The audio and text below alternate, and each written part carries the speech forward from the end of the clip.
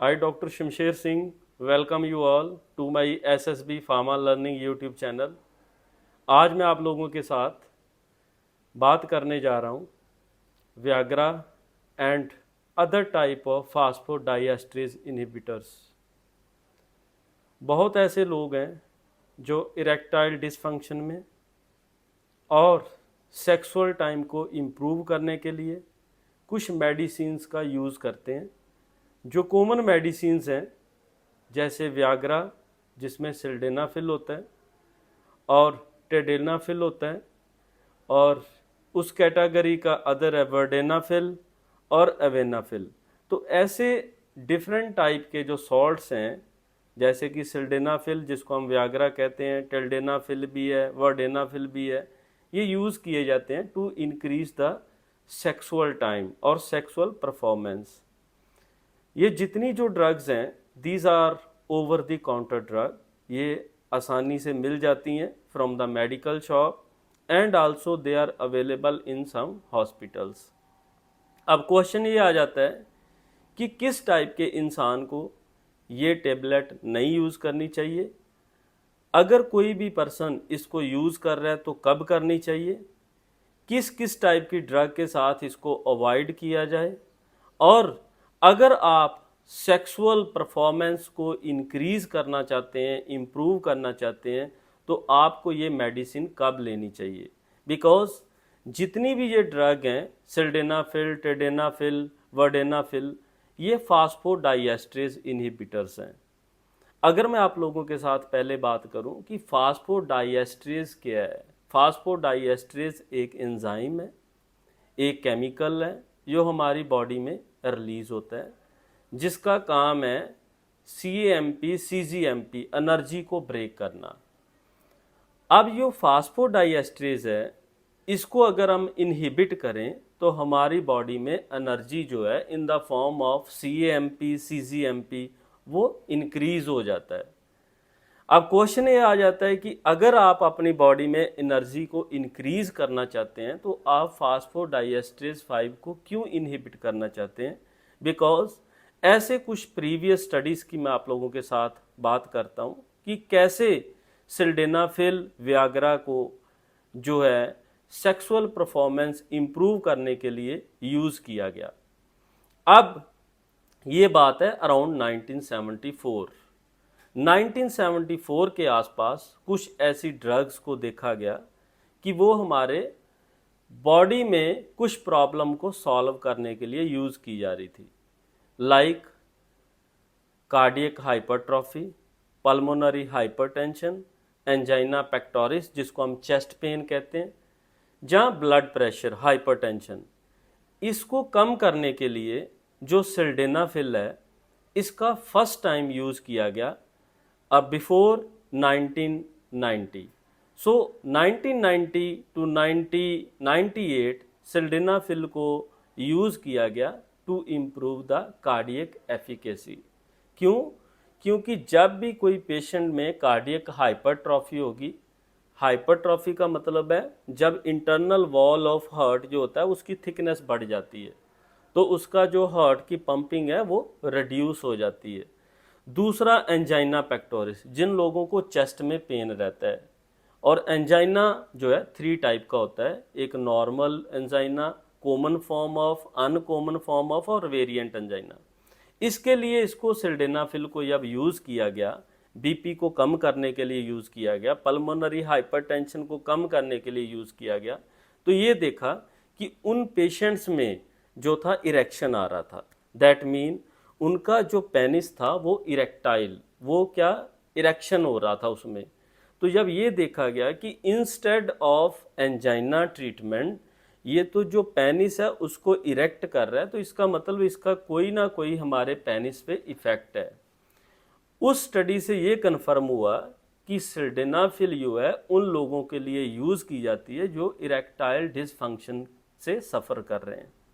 इसलिए सिल्डेनाफिल का utilisation from 1998 that was initiated once the sildenafil was prepared and available by the Pfizer जो Pfizer company है उसने इसको प्रिपेयर किया और उसने इसको मार्केट में अल्यूट किया, जिसको हम आज वियाग्रा के नाम पे देखते हैं। तो ये 1998 के टाइम पे सिल्डेनाफिल का यूज़ किया गया to improve the erectile dysfunction उन लोगों में जिनमें प्रॉपर इरेक्शन नहीं आ रहा, या जो लोग प्रॉपर सेक्सुअली जो एक्टिविटी है उसको परफॉर्म नहीं कर पा रहे, जहाँ जिन लोगों का प्री मैच्योर इजैकुलेशन है, जिनका जो है सेक्स करने के टाइम पे इजैकुलेशन बहुत फास्ट हो जाता है, उसको इम्प्रूव करने के लिए फर्स्ट टाइम 1998 में सिल्डेनाफिल को ट्राई किया गया एंड इट वाज फाउंड कि it was a successful drug. उसके बाद 2003 में another compound of same category जो कि फास्फोडाइएस्ट्रेज 5 इनहिबिटर था, टेडेलाफिल जो था वो मार्केट में अवेलेबल हुआ। और उसके बाद वर्डेनाफिल अगेन इन 2003, और इसका जो माउथ डिजॉल्विंग टेबलेट था वो 2010 में मार्केट में आ गया। और इसके बाद फिर 2012 में अवेनाफिल का जो है वो अवेलेबिलिटी मार्केट में हुआ। अब ये जितनी भी फास्फोडाइएस्ट्रेज इनहिबिटर हैं, इसका मैं थोड़ा सा आपको कंसेप्ट बता दूं, मैकेनिज्म क्या करती हैं। जब भी कोई इंसान इनको लेता है तो इनका जो इफ़ेक्ट है वो वेरी करता है। लाइक सिल्डेनाफिल, इसका जो इफ़ेक्ट रहता है बॉडी में 3 to 4 आवर्स। टेडेलाफिल का जो इफ़ेक्ट है दैट इज़ 24 to 36 आवर्स। और वर्डेनाफिल का जो इफ़ेक्ट है अगेन 4 to 5 आवर्स। और अवेनाफिल का जो इफ़ेक्ट है बॉडी में वो 6 to 12 आवर्स। इसका मतलब ये नहीं कि आप इतने टाइम के लिए सेक्सुअल एक्टिविटी को परफॉर्म कर सकते हैं। इसका मतलब ये कि this is the time up to that this drug can act और will show efficacy in your body, ये आपकी बॉडी में इफेक्ट देगी।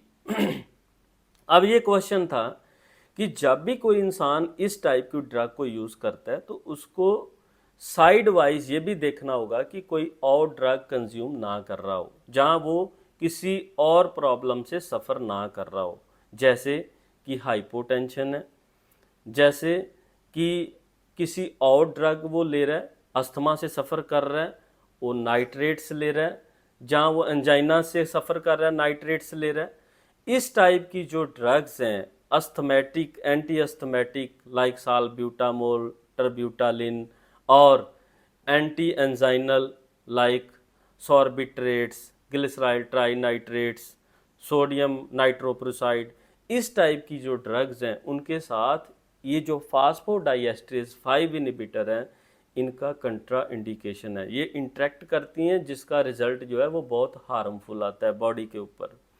इसलिए जो फास्फोडाइएस्ट्रेज एंजाइम है वो जब इनहिबिट होता है तो ये आपकी बॉडी में CGMP का लेवल बढ़ा देती हैं। अब वो जो CGMP है वो क्या करती है, आपकी बॉडी में प्रोटीन काइनेज G को एक्टिवेट करती है, जिससे हमारा जो कैल्शियम है वो फ्री कैल्शियम जो है that is revert back to endoplasmic reticulum, जिससे क्या होता है सेल के अंदर कैल्शियम का लेवल जो है वो रिड्यूस हो जाता है और कैल्शियम डिपेंडेंट कंट्रैक्शन जो है वो बंद हो जाती है। और ये क्या करती है, ये CGMP के लेवल को बढ़ा के उसके बाद इंक्रीज कर देती है लेवल ऑफ नाइट्रिक ऑक्साइड, जिससे हमारी बॉडी में क्या होता है, जब हमारे पेनिस में क्या होता है, जो ब्लड वेसल्स हैं दे आर रिलैक्स। जब ब्लड वेसल रिलैक्स होती हैं, वाइड होती हैं, डायलेट होती हैं तो ब्लड फ्लो बढ़ता है। जब ब्लड फ्लो बढ़ेगा तो हमारा जो पेनिस है वो इरेक्ट होगा। अब प्रॉब्लम ये रहता है कि जब भी कोई इंसान इस टाइप की ड्रग को ले तो कुछ और मेडिसिन को वो अवॉइड करे, जैसे कि मैंने आपको बता दिया नाइट्रेट्स जो कि यूज़ किए जाते हैं फॉर दी एंजाइना पेक्टोरिस। अगर वो अस्थमा के केस में एंटी अस्थमेटिक्स ले रहा है तो उनका भी थोड़ा बहुत इसके साथ इंटरेक्शन रहता है। उसके बाद alpha blockers, beta blockers, anti hypertensive drugs, इसके साथ भी जो हमारे फास्फोडाइएस्ट्रेज 5 इनहिबिटर हैं, अगर आप साइमल्टेनियसली ले लें तो ये क्या करते हैं, उसका सडन BP जो है वो रिड्यूस कर देते हैं, हाइपोटेंशन कॉज करते हैं, जिससे क्या हो सकता है, आपको हाइपोटेंसिव क्राइसिस हो सकता है। Mean it is a emergency critical condition. कि आपका बीपी जो नॉर्मल रेंज है उससे सडन फॉल हो जाना। और कई लोग क्या करते हैं, गिर जाते हैं इस कंडीशन में, और गिरने के बाद कई बार और भी हार्ट की कॉम्प्लिकेशंस बढ़ जाती हैं। अब ये जो सिल्डेनाफिल टेडेनाफिल का मैंने आपको बताया, ये कितनी डोज पे लेनी चाहिए, बिकॉज सबसे बड़ा जो इफ़ेक्ट आता है, क्योंकि मैं इसके साइड इफ़ेक्ट्स को दो पार्ट में कन्वर्ट करता हूँ कि फर्स्ट टाइप के साइड इफ़ेक्ट्स कौन से रहते हैं जो व्याग्रा यूज़ करते हैं, और सेकंड टाइप के जो साइड इफ़ेक्ट्स हैं वो कौन कौन से रहते हैं। जो फर्स्ट टाइप के साइड इफ़ेक्ट्स रहते हैं वो कॉमन है, जैसे कि हेडेक, जैसे कि लॉस ऑफ विजन, जहाँ disturbance in the vision, nasal congestion, muscle pain, back pain, ऐसे कुछ टाइप के जो प्राइमरी साइड इफ़ेक्ट्स हैं दैट आर कॉमनली फाउंड, ये कई लोगों में पाए जाते हैं जब वो वैगरा को लेके सिल्डेनाफिल को इनटेक करने के बाद सेक्स करते हैं, और उसके बाद कुछ ऐसे साइड इफ़ेक्ट्स बॉडी में आते हैं। अब हमें व्याग्रा को, टेडेनाफिल को, वर्डेनाफिल को कब लेना चाहिए? अगर आपको सेक्सुअल एक्टिविटी से 1 घंटे पहले इन ड्रग्स को आप लें, but never use this type of drug in empty stomach. आप खाली पेट व्याग्रा को, टेडेनाफिल को, वर्डेनाफिल को कभी ना लें। सो जितनी भी फिल हैं आप इसे अंडरस्टैंड कर सकते हैं कि they are phosphodiesterase inhibitor and they are useful for the sexual desire, sexual happiness.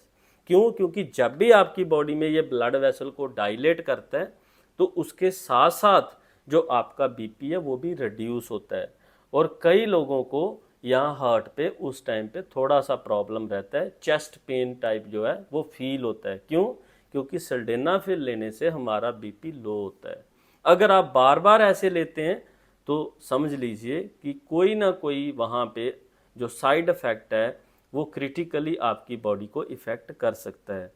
उसके बाद जो मैंने आपको कंट्रा इंडिकेशन बता दिया, और कंट्रा इंडिकेशन में जो साइड इफ़ेक्ट्स हैं, जो मेजर साइड इफ़ेक्ट्स वो क्या आते हैं कि अगर आप कंटिन्यूस व्याग्रा यूज़ करते हैं, क्योंकि डोज डिपेंडेंट इफेक्ट है।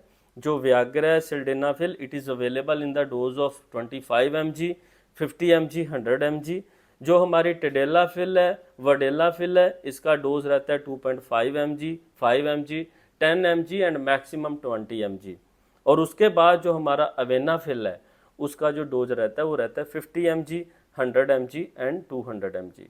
और जो मोस्ट कॉमनली यूज्ड जो ड्रग है वो है व्याग्रा, सिल्डेनाफिल। और उस केस में जिन लोगों को साइड इफ़ेक्ट्स आते हैं, प्राइमरी तो मैंने बता दिया कॉमन रहते हैं, जैसे हेडेक है, विजन प्रॉब्लम है। बट जिन लोगों को और टाइप के साइड इफ़ेक्ट्स आ जाते हैं, एलर्जी हो जाता है, जहाँ कुछ लोगों में अगर आप लोगों ने देखा हो तो वो क्या करते हैं, पेनिस का इरेक्शन जो है वो लॉन्ग टर्म रहता है, that is for 3 to 4 hours। इस केस में जो प्रियापिज्म है, इसको हम प्रियापिज्म कहते हैं, उस केस में अगर आप व्याग्रा लेने के बाद अगर आपको ये फील हो रहा है कि जो सेक्सुअल एक्टिविटी है इजैकुलेशन के बाद भी अगर आपका जो पेनिस है वो डाउन नहीं हो रहा, तो उस केस में कई तरह की प्रॉब्लम आ सकती है। If your penis is continuously erected for 3 to 4 hours, और उसके बाद वो इरेक्शन परमानेंटली लॉस भी हो सकता है और आप इरेक्टाइल डिसफंक्शन से सफ़र भी कर सकते हैं। ये ऐसा क्यों होता है? ये इसलिए होता है कि अगर आपको नॉलेज नहीं है और आप मेडिकल शॉप पे चले जाते हैं, बिकॉज जितनी भी ये फास्फोडाइएस्ट्रेज इनहिबिटर्स हैं they must be taken after doctor recommendation. आप किसी न किसी फिजिशियन को कंसल्ट जरूर करें कि मैं ये टाइप की टेबलेट लेना चाहता हूँ। क्यों?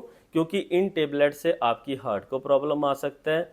इन टेबलेट से जो सिल्डेनाफिल है ये हार्ट को इफ़ेक्ट करता है, जो टेडेनाफिल वर्डेनाफिल है ये आपके लिवर को इफ़ेक्ट करता है, और ऐसे कई ऑर्गन के साथ ये इंटरफेयर करता है। अगर आप सिल्डेनाफिल ले रहे हैं तो सिल्डेनाफिल इनिशियल टाइम पे जो हमारी व्याग्रा की डोज है दैट मस्ट बी 25 mg। हमें इमीजिएटली 100 mg नहीं लेनी चाहिए। अगर आप इमीजिएटली 100 mg लेते हैं तो उस केस में आपका जो इरेक्शन है वो लॉन्ग टर्म हो सकता है, बट नेक्स्ट टाइम आपका इरेक्शन जो है वो लॉस्ट भी हो सकता है, जीरो भी हो सकता है, और 10-20% भी रह सकता है। इसलिए जो सिल्डेनाफिल है उसका इनिशियल डोज है 25 mg, 50 mg एंड 100 mg। और हमें डोज जो है it always initiate from lower dose toward the higher dose. But ये अगर आप 100 mg कंटिन्यूसली लेते हैं तो अगर आपकी बॉडी में किसी भी टाइप का प्रॉब्लम आ रहा है तो आप डॉक्टर को कंसल्ट जरूर करें। इसलिए मैंने एक प्रीवियस वीडियो में आप लोगों के साथ डिस्कस किया था कि इरेक्टाइल डिस्फंक्शन क्या होता है, कैसे होता है, किन लोगों को होता है। सो आप प्रीवियस हमारी जो वीडियो है उसको भी वॉच करें और उसके साथ इस वीडियो को भी वॉच करें, लाइक करें। जो SSB फार्मा लर्निंग चैनल है उसको सब्सक्राइब करें। You are welcome. Thank you.